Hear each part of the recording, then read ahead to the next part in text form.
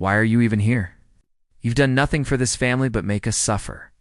Her mother's voice cut through the cramped compound like a whip, the words echoing in Ada's chest, bouncing off the walls of her heart that had been breaking slowly, piece by piece, for years, and Ada stood frozen, her body trembling not from the heat of the Lagos sun, but from the years of silent pain that had finally erupted.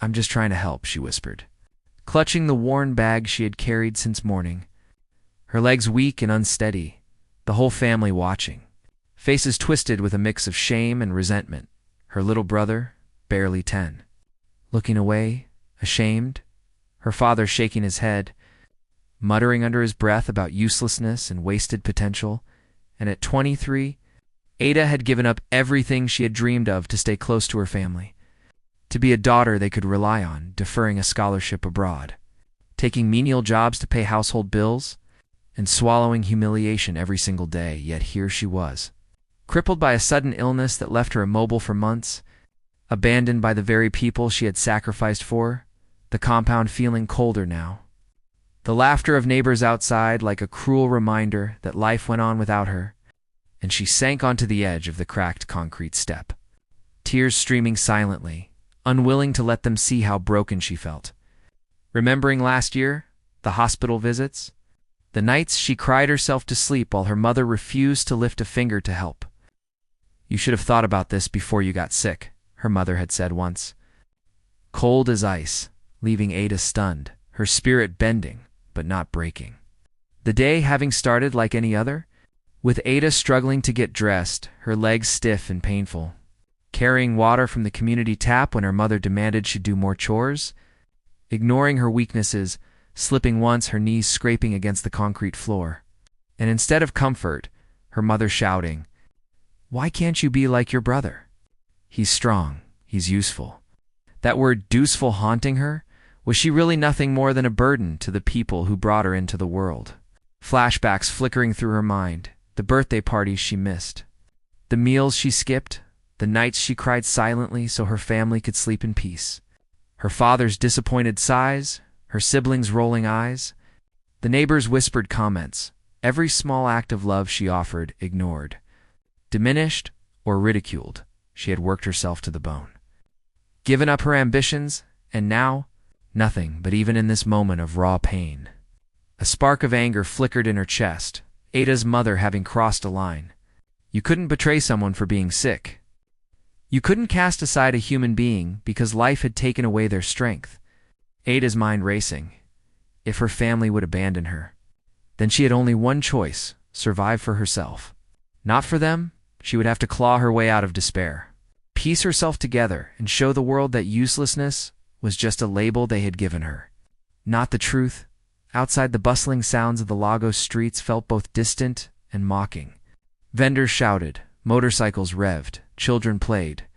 Oblivious to her pain, Ada's gaze settling on the cracked sidewalk, imagining herself walking down it freely again, carrying her own dreams, her own success, her own dignity, but for now, trapped, physically weak, emotionally battered, socially abandoned.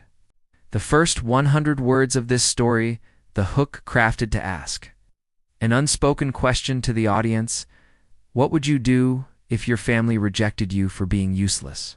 It lingers in the air, a haunting challenge, drawing viewers into Ada's world of trauma and sacrifice.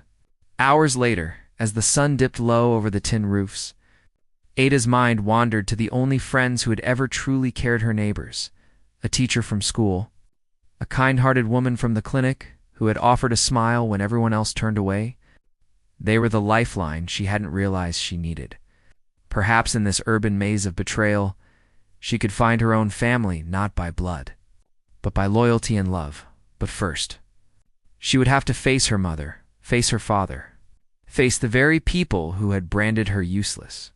And the thought of that confrontation made her heart pound, her palms sweat. And yet, a strange exhilaration filled her because, for the first time in years, Ada realized she didn't have to live by their rules. She could define her own worth, and as darkness fell over the Lagos skyline, a silent vow took root in her chest, a vow that would set the stage for redemption. Revenge, and the shocking truths yet to come. The next morning, Ada woke to the faint sound of street vendors shouting over the rumble of traffic. The hot Lagos sun streaming through the cracked window of her tiny rented room. Her body still weak, her limbs heavy, as though weighed down by the invisible chains of betrayal. And yet, there was a new fire inside her chest, a pulse of determination she had never felt before.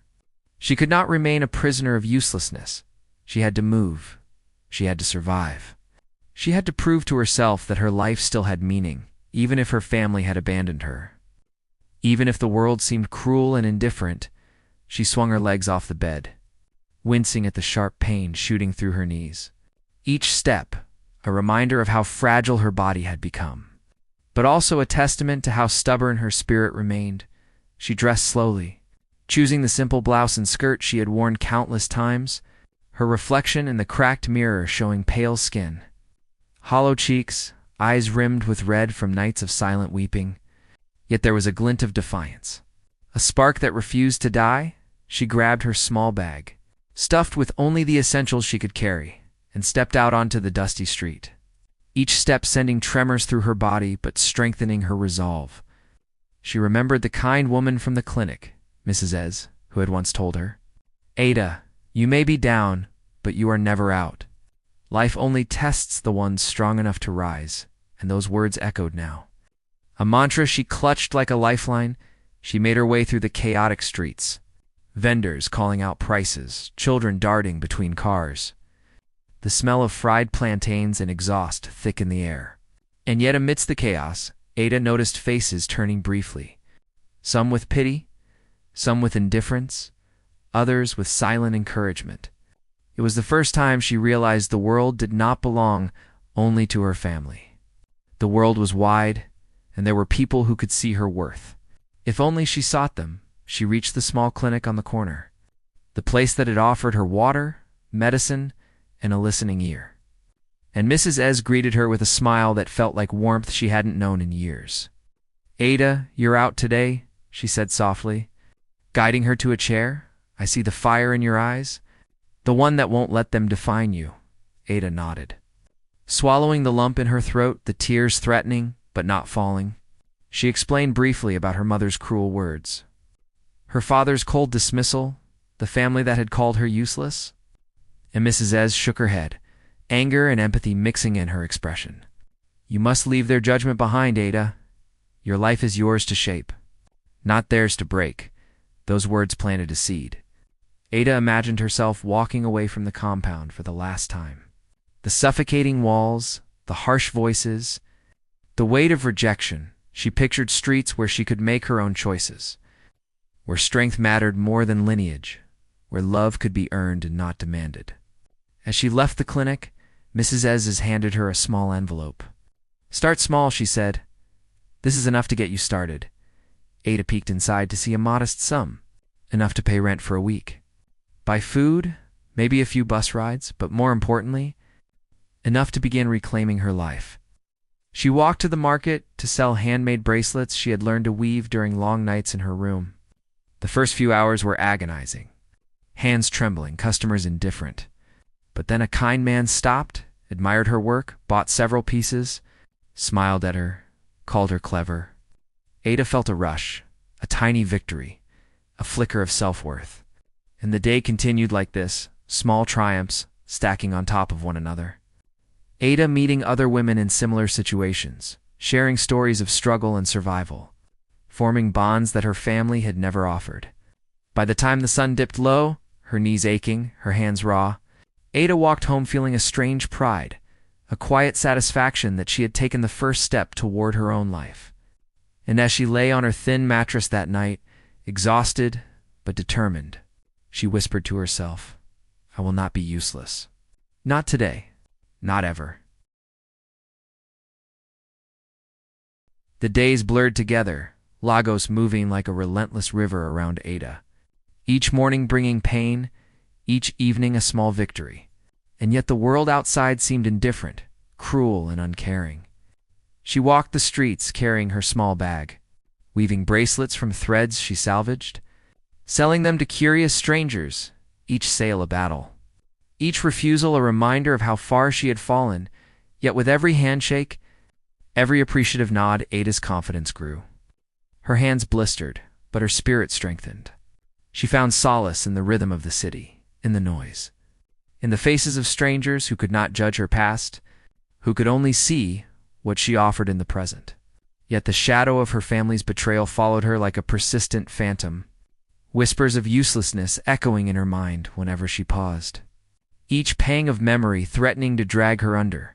She clutched the memory of Mrs. S's encouragement, repeating it like a prayer: "Your life is yours to shape, not theirs to break."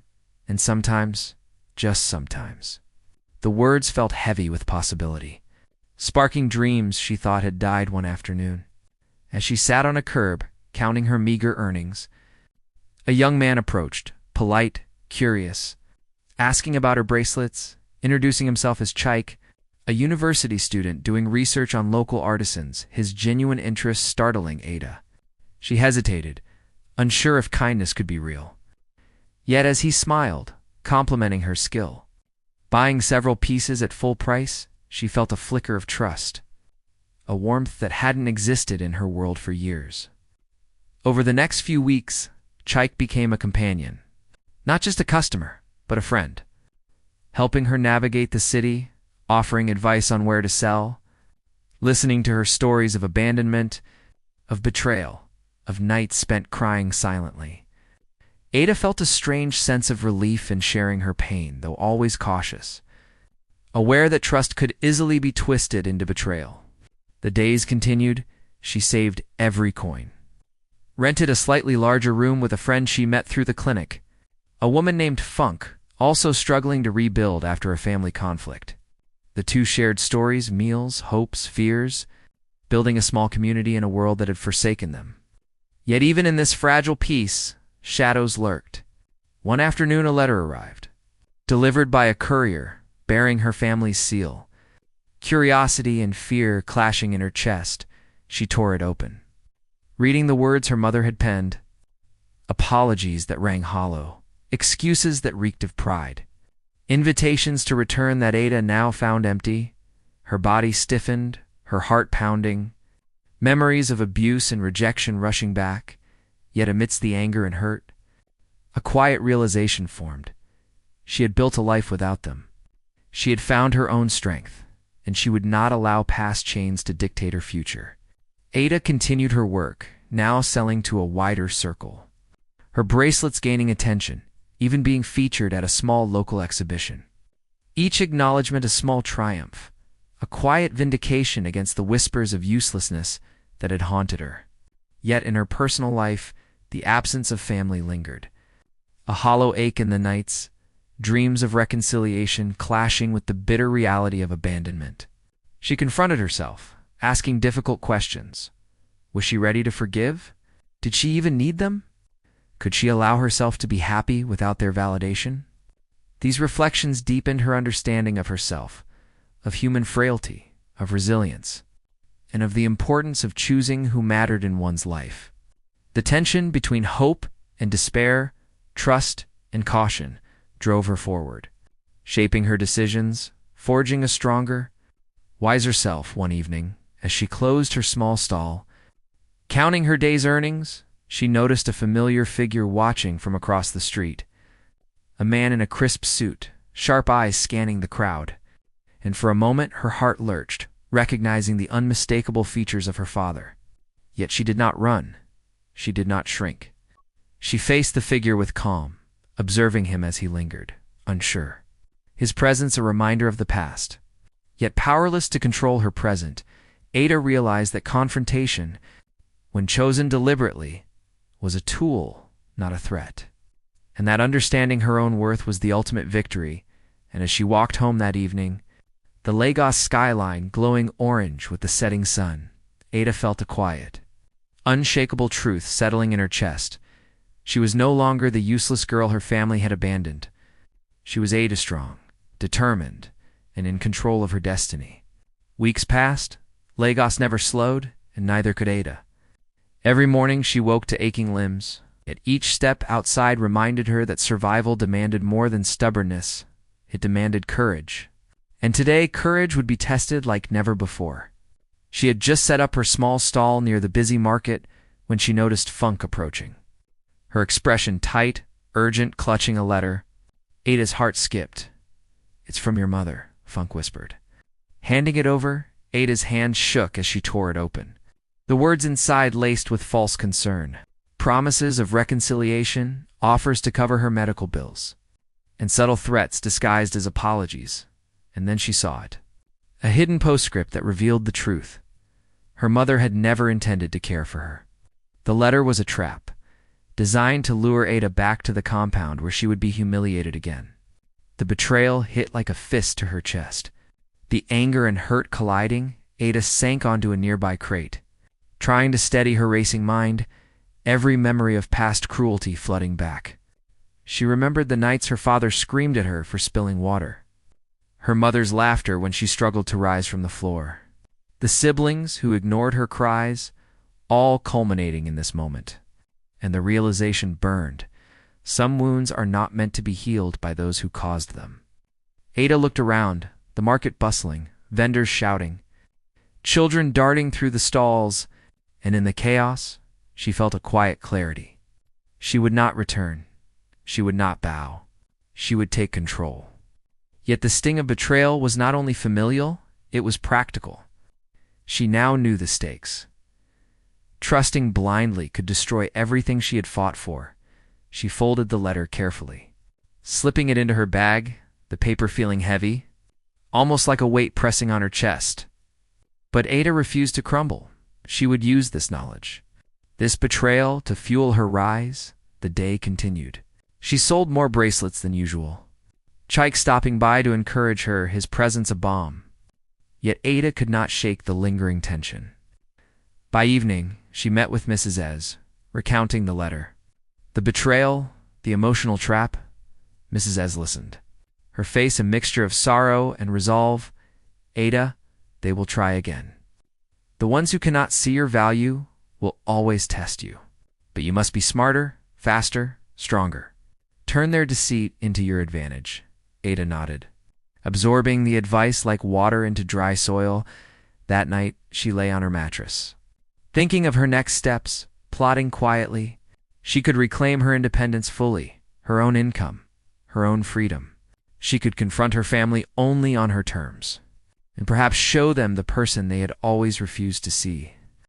Over the next few days, Ada worked tirelessly, expanding her network, reaching out to other vendors, connecting with women, artisans, slowly creating a small cooperative, each connection reinforcing her belief in self-sufficiency. And yet the betrayal lingered, a shadow over every triumph. Until one afternoon, Chike arrived, his expression urgent. "Ada, there's something you need to see," he said, handing her a smartphone, scrolling through social media. And there it was, an image of her mother, smiling with her siblings, boasting of Ada's supposed failures to friends online, twisting the truth, spreading humiliation. Ada felt a surge of rage, her chest tightening, her fists clenching. The betrayal so public, so malicious, yet she did not react impulsively.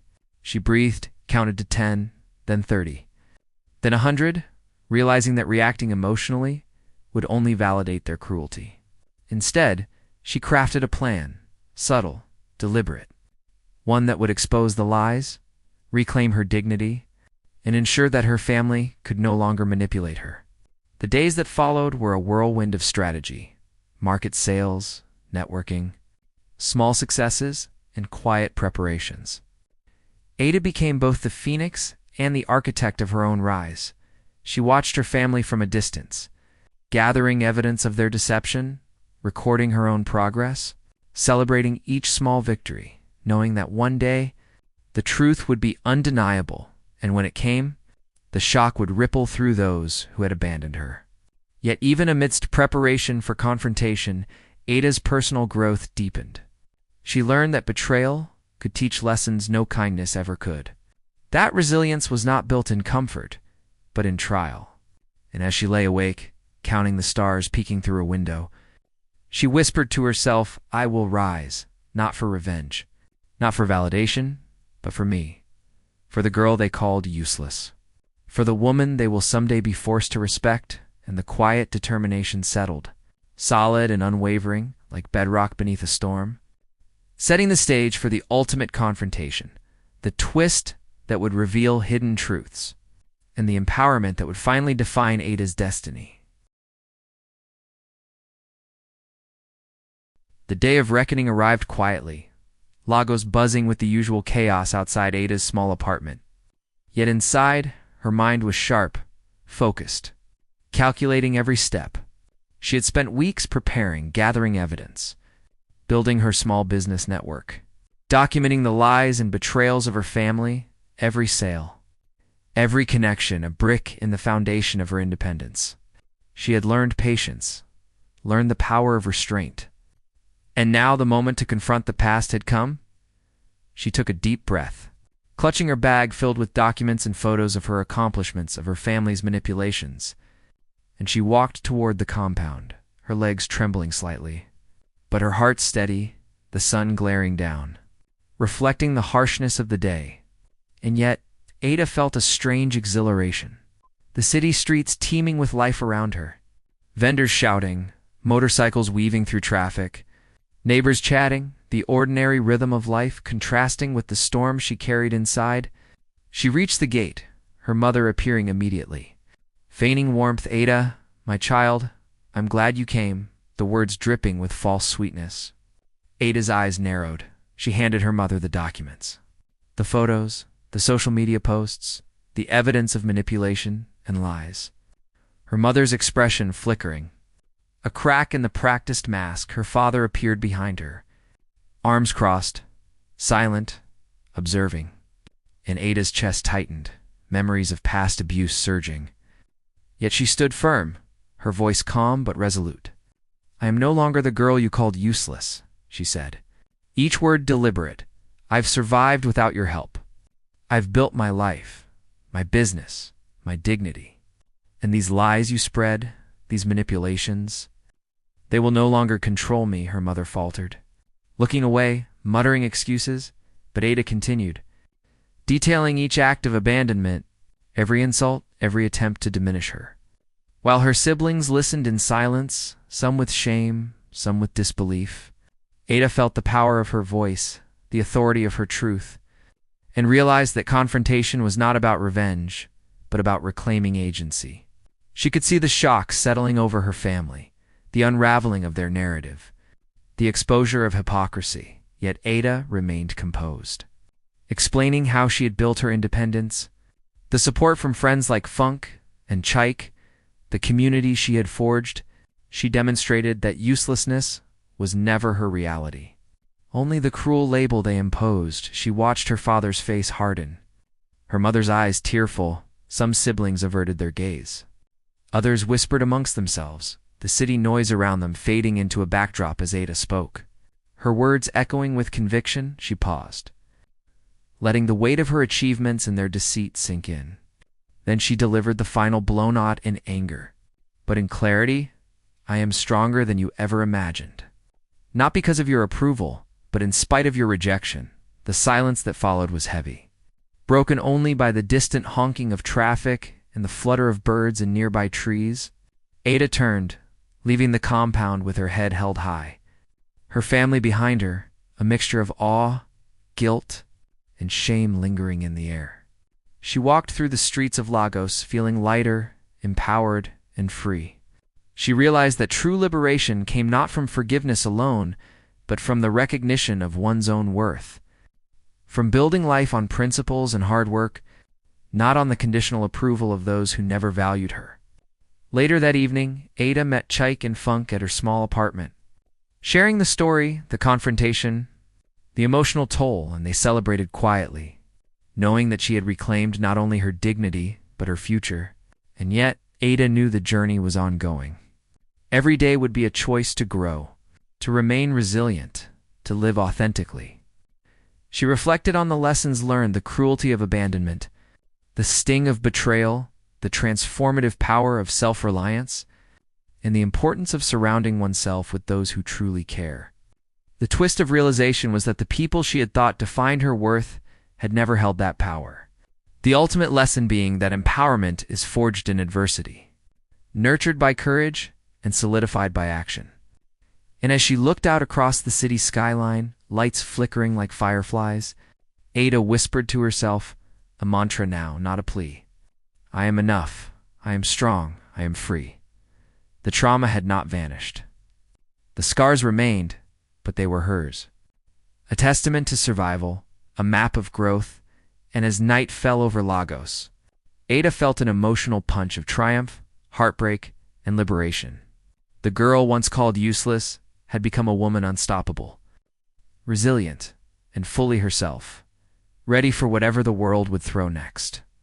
The weeks that followed the confrontation were quieter, Lagos moving in its relentless rhythm, but Ada felt a peace she had never known.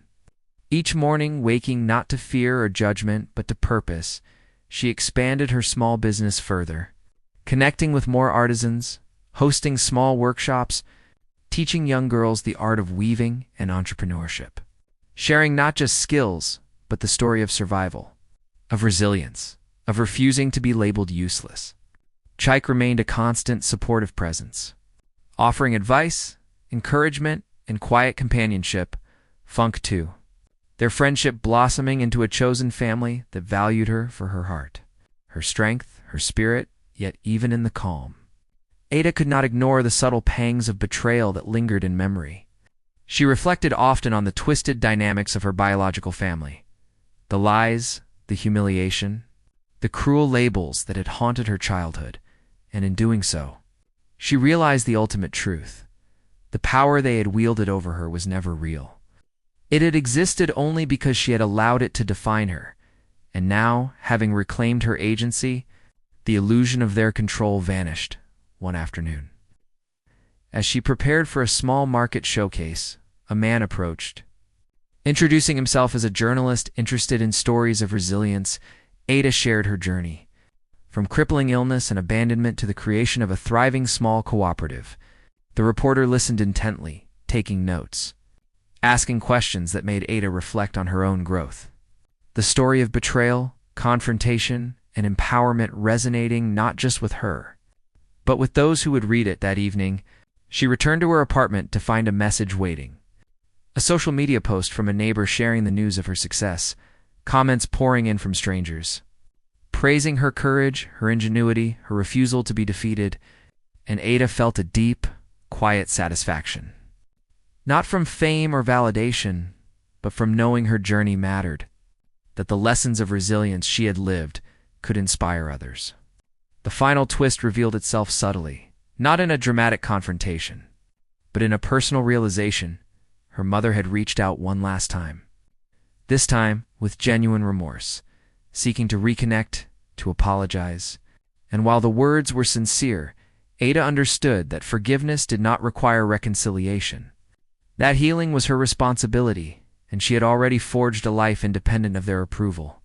She replied briefly, politely, acknowledging the message, but leaving the door open only on her terms. The emotional punch settled heavily in her chest, a mixture of liberation, triumph, and empowerment. She had endured trauma, been branded useless, abandoned, humiliated, and yet she had emerged stronger, wiser, fully in command of her destiny. That night, she looked across the Lagos skyline, the city lights flickering like tiny stars. Reflecting in her eyes as a symbol of both struggle and hope, she whispered to herself, I am more than their judgment, more than their cruelty. I am the life I choose, the strength I forge, the woman I have become. Tears welled. But they were of relief, of recognition, of completeness. And as she lay on her thin mattress, the sounds of the bustling city around her, she felt a profound gratitude, not for those who had abandoned her, but for the trials that had forced her to rise, to fight, to define herself, to embrace her worth. In the quiet hours, Ada journaled, writing down her journey, the moments of despair, the steps of courage, the friendships formed, the business built, the lessons learned. Every word a testament to the girl who had been called useless and the woman who had turned every scar into strength. And in that act, she understood the ultimate life lesson, that human beings are not defined by the cruelty they endure, but by the resilience they cultivate, by the love they find in unexpected places, by the courage to confront betrayal and transform it into growth.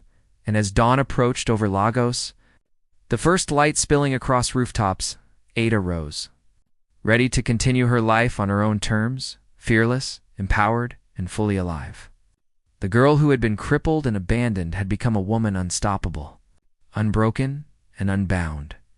And in that transformation, she had found not just survival, but freedom, understanding, and a life rich with purpose.